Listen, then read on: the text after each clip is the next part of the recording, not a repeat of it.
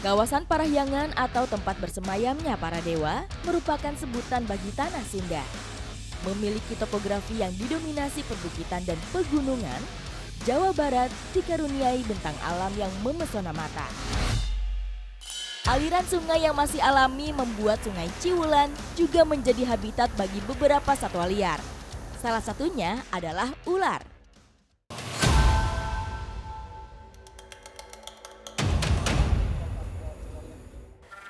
Nah, ini saya sama Kang Aden sedang menyusuri mulai dari sungai, sekarang kita ke hutan dan sebentar lagi akan ke persawahan ya Kang ya, buat mencari habitat ular koros. Ikuti jejak saya, jejak petualang. Menyusuri daerah hutan lebat, pencarian kami pun membuahkan hasil. Di antara perdu, kami menemukan ular sepanjang 3 meter yang sedang mencari tempat berlindung.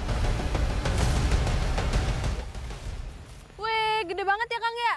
Ini kita niatnya nyari koros malah nemunya sama ular sanca. Gede banget lagi. Ular sanca banyak ditemui di daerah dengan vegetasi lembab, seperti di daerah Kawalu ini. Habitat yang dekat dengan sungai membantu ular mengatur suhu tubuhnya tetap dingin. Nah jadi biasanya kalau ular di sungai nggak ada makanan, ular bakal datang ke tempat yang lapang kayak gini ya Kang ya. Jadi mencari tempat yang dekat semak-semak supaya aman juga. Setelah masa pergantian kulit seperti inilah, ular bersifat lebih agresif.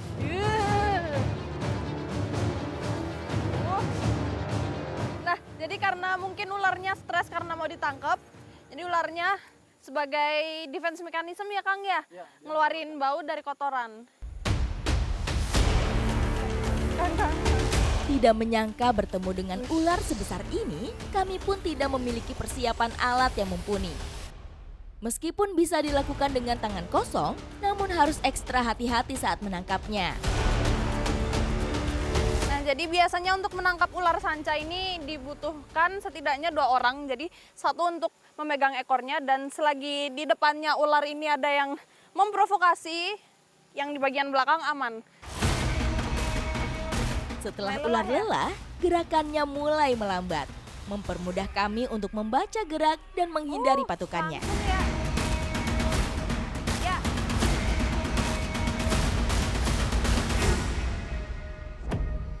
Nih cara terakhir buat nangkep. Jadi kalaupun nggak ada media buat ularnya ngelilit, kasih aja kaki biar kita masih tetap bisa jalan. Oh, ya. Buka lilitannya dulu dari ekor ya.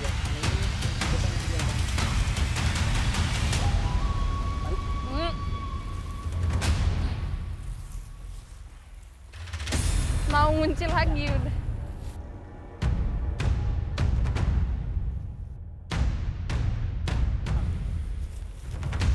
Pencarian kami belum selesai. Kami masih harus mendapatkan ular koros atau yang disebut juga ular tikus. Daerah persawahan yang menjadi habitat ular ini menjadi area pencarian kami. Tak berselang lama pergerakan ular koros terlihat.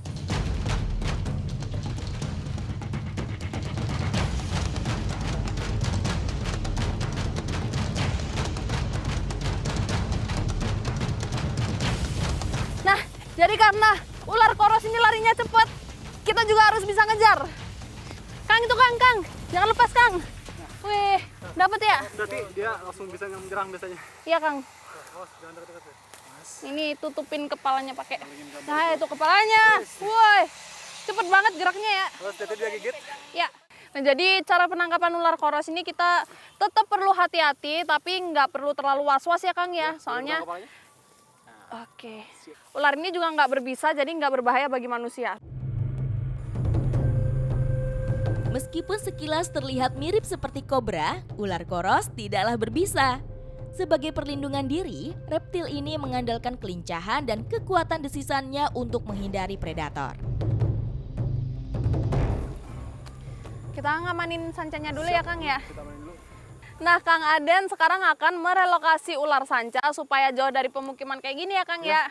si ular koros ini akan saya bawa ke Kecamatan Samarang karena di sana ada salah satu kesenian yang memanfaatkan ular liar kayak gini. Ikuti jejak saya, jejak petualang.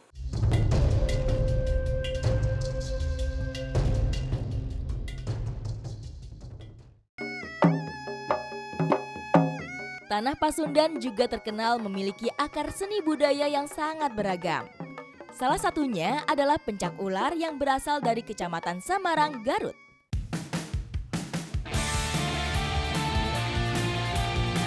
Roda campervan kami pun kembali berputar dan melaju menyusuri jalanan menuju lokasi petualangan selanjutnya.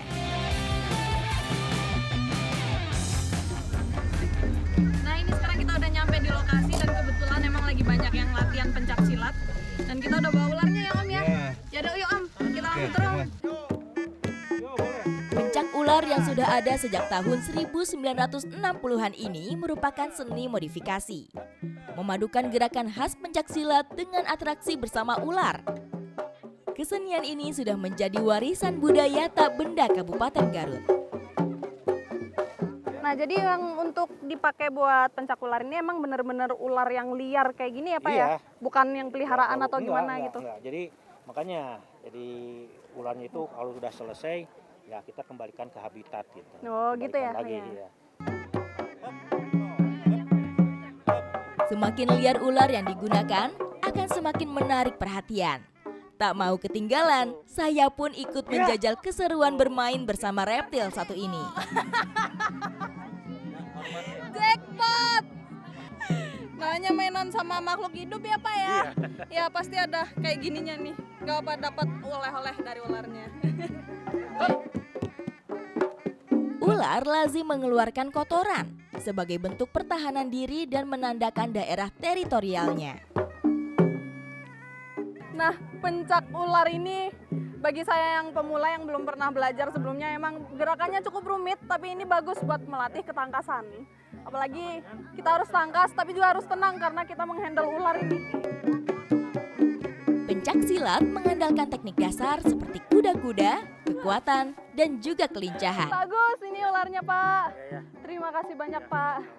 Nah jadi emang pencak ular ini nggak cuma melatih tentang bela diri aja, tapi juga tentang gimana kita bisa menyatukan alam, dalam hal ini ular, dengan gerakan kita. Apalagi diantarkan dengan alunan musik khas Jawa Barat.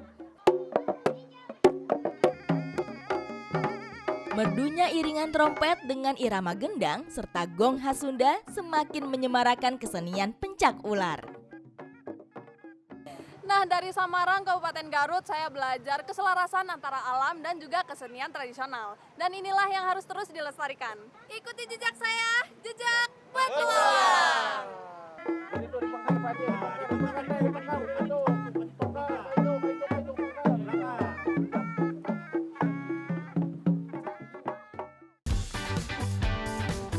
Ikuti jejak saya, jejak petualang. Oh iya itu Kang.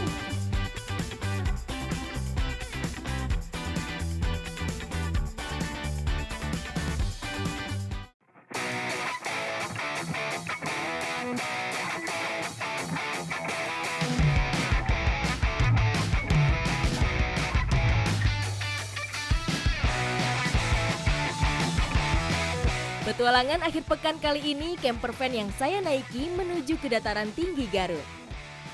Setibanya di kaki Gunung Putri, kami disambut pemandangan nan asri. Hamparan perbukitan hijau menghiasi perjalanan. Sebelum menuju lokasi berkemah, kami menuju Desa Rancabango, Kecamatan Tarogong Kaler untuk menyiapkan perbekalan. Hari ini saya udah ketemuan sama warga di kaki Gunung Putri, tepatnya di daerah Rancabango. Dan sekarang kita lagi persiapan buat berburu puyuh hutan. Kawasan perkebunan yang dikelilingi hutan ini masih memiliki keanekaragaman fauna, termasuk burung puyuh hutan. Habitat unggas yang merupakan kerabat ayam ini berada di dataran tinggi, mulai dari 1.000 hingga 3.000 meter di atas permukaan laut. Nah, ini kita udah nemuin pertanda kalau di sini ada burung puyuh, yaitu biasanya ditandain dengan adanya rontokan bulu burung puyuh dan kotorannya kayak gini nih. Berarti tandanya di sini masih ada burung puyuhnya ya Kang ya? Iya. Nah, bentar lagi kita mau masang kayu sama jaringnya di sini.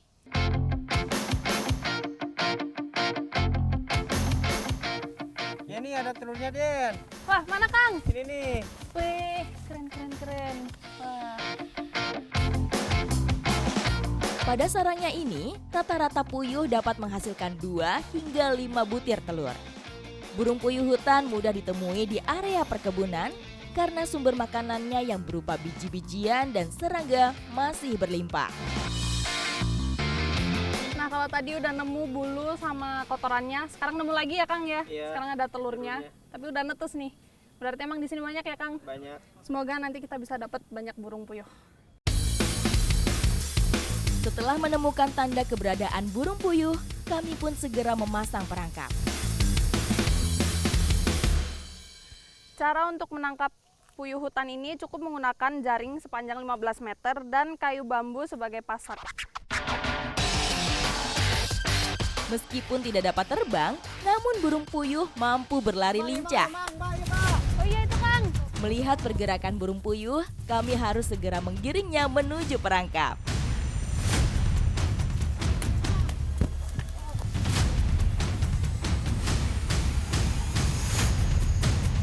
Wih, langsung ke jaring. Wih, di.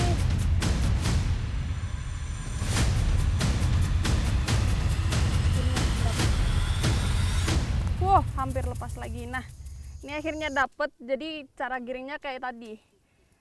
Dipukul-pukul di semak-semak ya Kang ya, supaya si burungnya ini takut dan lari menuju ke jaring. Wah, itu ada Kang. Ada lagi Kang. Wah, ini ke jaring kepalanya. Ini, Kang. Nah, ini burung puyuh hutan ini bedanya sama burung puyuh gonggong. Dari bentuk fisiknya lebih kecil, kemudian warnanya juga nyaru sama tanah sama tumbuhan kering. Soalnya warnanya coklat terus ada bercak-bercak putihnya kayak gini.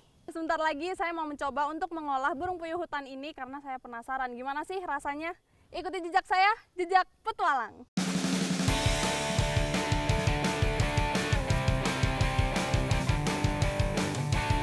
Berbekalan sudah didapatkan dan kami pun memilih untuk beristirahat di kawasan kaki Gunung Putri. Tanah lapang dengan pemandangan khas dataran tinggi menjadi lokasi parkir campervan kami. Kami pun segera menyiapkan makan malam untuk mengisi perut. Nah, burung puyuh hutan yang sudah saya tangkap tadi sekarang udah dibersihkan dan udah siap buat diolah jadi puyuh barbecue yang pastinya cocok banget buat camping kayak gini ya Om ya. Yuk langsung kita mulai Om. Memasak puyuh barbecue tidaklah sulit. Bumbu halus dari rempah-rempah sederhana kami siapkan. Setelah itu, bumbu pun dibalurkan ke puyuh untuk supaya meresap ke daging dan memperkaya rasa. Wah, Pak, barangnya udah siap ya? Oh, udah. Ntar lagi kita tusukin nih, Pak. Oke. Puyuh barbecue kali ini dipadukan dengan jagung, tomat, dan cabai besar. Nah, udah selesai semua ini ya, Om ya. Nih, jagung, puyuh, tomat, sama cabenya udah selesai ditusuk semua, tinggal kita bakar aja.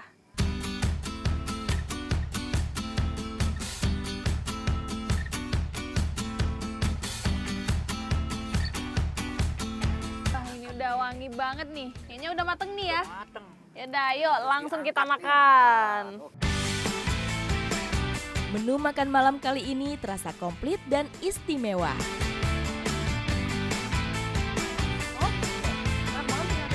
Ternyata burung puyuh hutan ini kecil-kecil cabai rawit.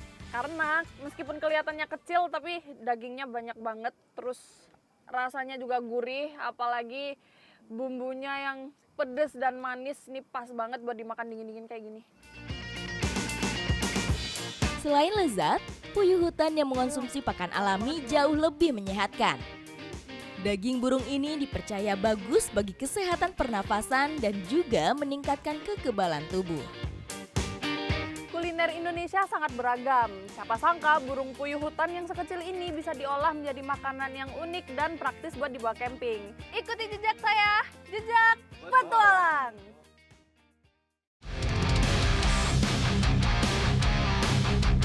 Wilayah Bandung, Dataran tinggi nan sejuk ini telah banyak melahirkan atlet para layang yang handal.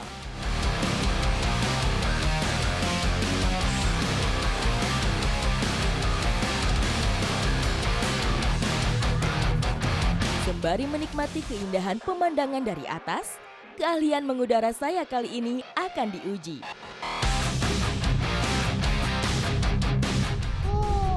Masih kabut. Dari venue Gantoli Cililin, ketinggian 1080 mdpl saya take off. Nah, karena hari ini tujuan kita bukan untuk hanya menikmati keindahan alam, tapi hari ini saya mengikuti teman-teman dari komunitas para layang Cililin untuk latihan akurasi karena akan ada kejuaraan di waktu dekat. Jadi ini latihan bersama-sama. Suasana sejuk pagi hari dengan pemandangan cakrawala yang masih diselimuti kabut menjadi tantangan terbang kali ini. Karena pagi ini masih lumayan berkabut, jadi visibility sangat minim. Hanya kelihatan kontur-kontur bukit aja di sini.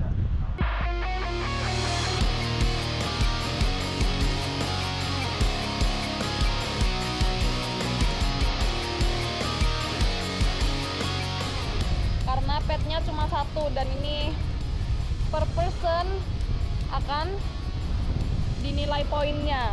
Nanti yang poinnya paling bagus akan menang karena latihan hari ini nggak cuma latihan tapi juga mini kompetisi. Simulasi kejuaraan mini. Pada penilaian akurasi atau ketepatan mendarat di titik pad, penguasaan teknik separasi sangatlah penting. Kami harus dapat memperkirakan dan mengatur laju antar penerbang. Oke. Angin arahnya dari sebelah kiri saya, berarti nanti untuk final landingnya saya harus menghadap ke arah angin datang. Landing area pun mulai terlihat. Perhitungan jarak, kecepatan angin, dan jenis parasut harus dilakukan dengan cermat supaya mendapat akurasi ketika mendarat. Nah, ini kita buang ketinggian di belakang landing area dengan cara membelok-belokkan parasut seperti bentuk zigzag. Nih kita harus selain menjaga separasi dengan pilot di depan, pilot di belakang juga harus diperhatikan.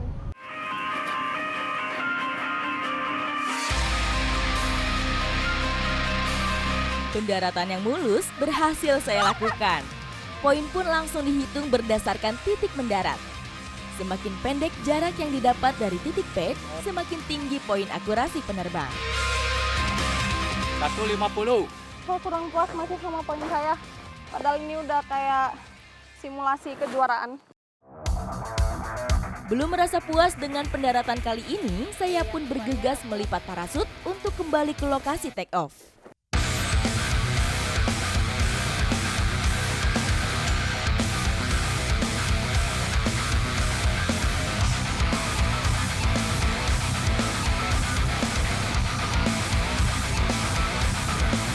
Ikutin jejak saya, jejak petualang. Akhirnya take off lagi buat yang kedua kali buat memperbaiki poin saya yang pertama. Karena yang pertama saya nggak nginjek pad, poin saya lumayan besar yaitu 70. Kali ini semoga kalau bisa dapat poin terkecil yaitu 0. Setelah orientasi medan terbang Cililin, kali ini saya lebih optimis mendapat poin yang lebih bagus.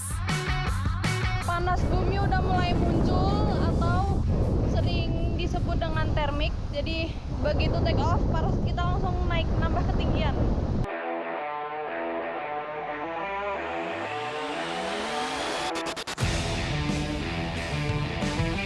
Matahari yang mulai tinggi menyebabkan terjadinya perubahan termal.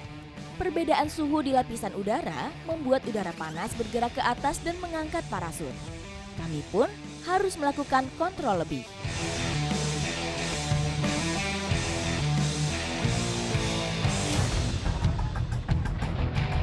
Bedanya dengan penerbangan pertama, penerbangan kita yang kedua ini mengambil arah landingnya itu udah beda. Jadi setiap penerbangan itu beda, nggak boleh hafalan. Itu kalau kata pelatih saya. Bermain para layang tidak bisa persis mengulangi step-step sebelumnya. Angin yang berubah secara dinamis membutuhkan trik-trik handling yang berbeda pula. Nah, ini bisa jadi pelajaran. Jadi apabila kita dari take off mau melihat angin di landing seperti apa, ini di bawah ada yang lagi bakar-bakar di ujung lapangan. Jadi asap itu bisa kita jadikan pertanda untuk arah angin dan kecepatan angin.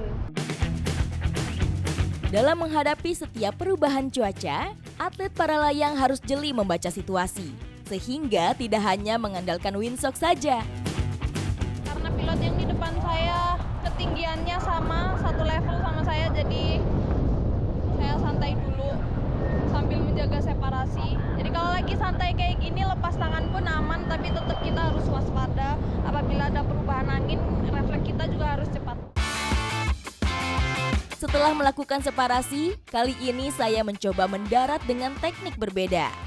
Teknik pumping saya gunakan untuk mengurangi ketinggian.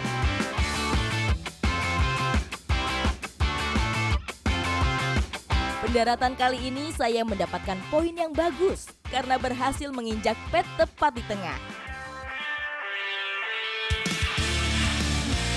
Saya mendapatkan poin yang cukup memuaskan. Dan hari ini saya beruntung banget bisa ngerasain keseruan dan ketegangan berlatih bersama teman-teman para layang Klub Elang Mas. Ikuti jejak saya, jejak petualang.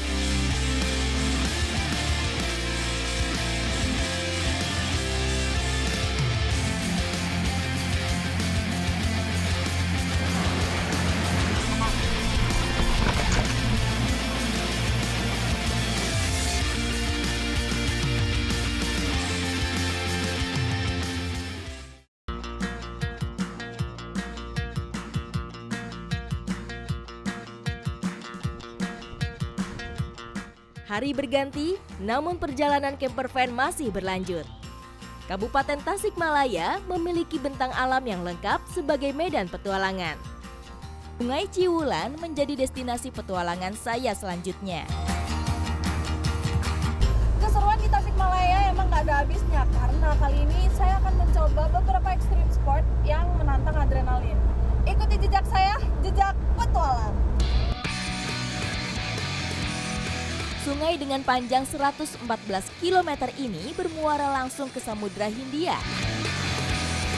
Kecamatan Kawalu, saya akan menyusuri Sungai Ciwulan, tapi sebelum itu saya akan turun dengan cara yang berbeda. Ikuti jejak saya, jejak petualang.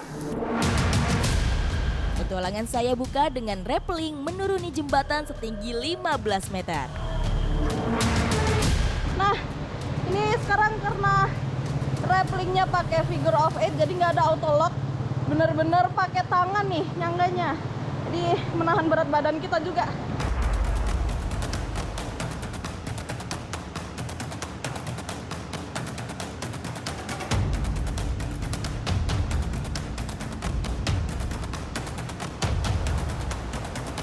Karena kalau biasanya rappelling di tebing kan ya, kali ini rappellingnya di jembatan, jadi nggak ada pijakan kaki, bener-bener ngegantung.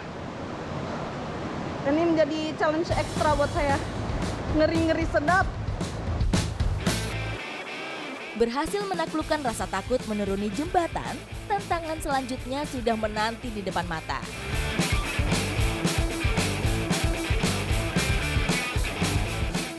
Setelah turun dari jembatan Asta, sekarang saya udah siap-siap nih buat menyusuri Sungai Ciwulan. Dari start sampai finish 8 km ya Teh? Kita harus gitu. Semangat! Bermodalkan board sebagai pelampung, kegiatan kami menyusuri Sungai Ciwulan ini populer dengan nama riverboarding. Olahraga yang berasal dari Prancis di tahun 1970-an ini memang belum sepopuler olahraga air lainnya. Daerah Priangan termasuk sebagai pencetak atlet-atlet riverboarding. Nggak cuma kaki yang harus ngayuh, tapi ini tangan, pundak, pinggang semua pentingnya sama ya. Jadi kita harus gerak semua. Siap-siap aja nanti sakit badan semua. Ya, kalau kena batu juga sakit. Menguasai riverboarding, saya harus menjaga keseimbangan dan mengontrol arah gerak menggunakan badan agar tidak tergulung arus.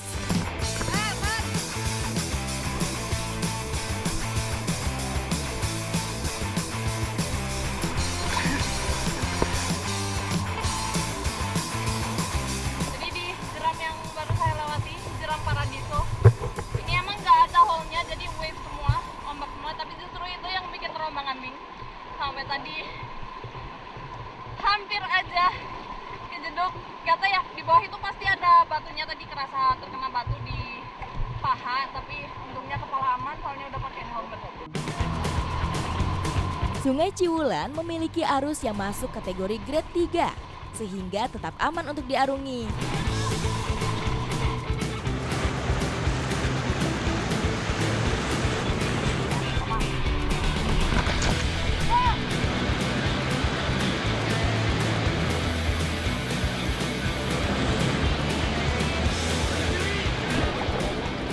Abis masukin hole jadi kayak surfing kena ombak gitu.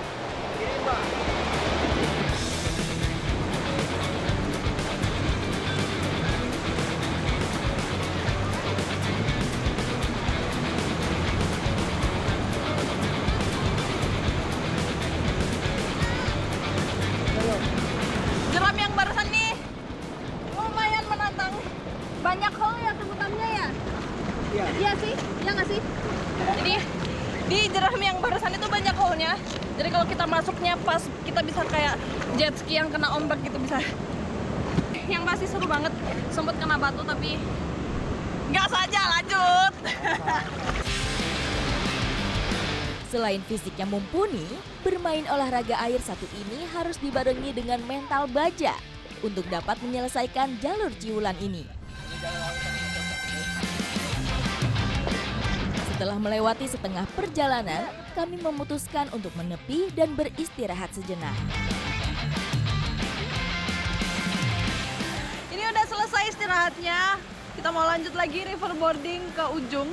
Tapi kita mau turunnya, kita mau lompat ya Teh ya. Memiliki kedalaman lebih dari 2 meter, sehingga aman bagi kami untuk lompat dari batu di tepian Ciwulan.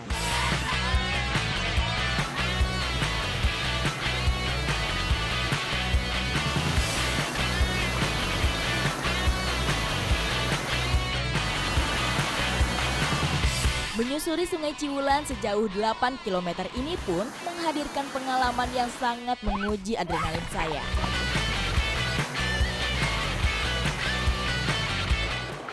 Berkesan banget udah nyobain riverboarding menyusuri Sungai Ciwulan. Ikuti jejak saya, jejak petualang.